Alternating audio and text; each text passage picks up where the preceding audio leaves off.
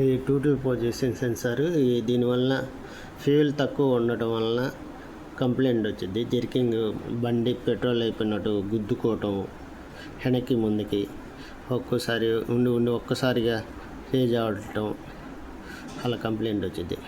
ఇప్పుడు మనం తర్వాత కొత్త పార్ట్ తీసుకొని కొత్త పార్ట్ కొత్తది వచ్చేసి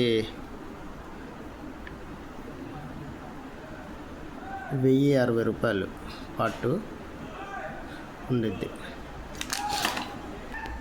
ఇది మనం ఇప్పుడు ముందు ఇది తీసుకుని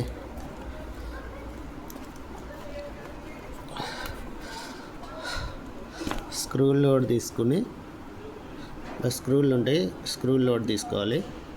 తర్వాత ఇది కప్లర్ పిన్ పీక్కోవాలి.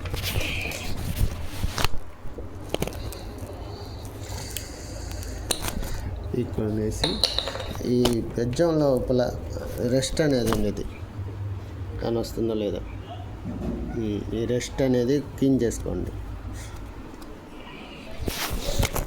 రెస్ట్ క్లీన్ చేసుకుంటాం. స్క్రూ డ్రైవర్ పెట్టి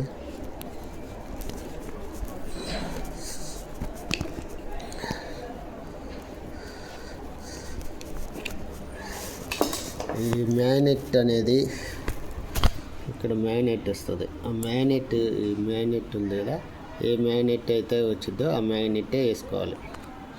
వేరేది వేస్తే బండి ఆగిపోద్ది.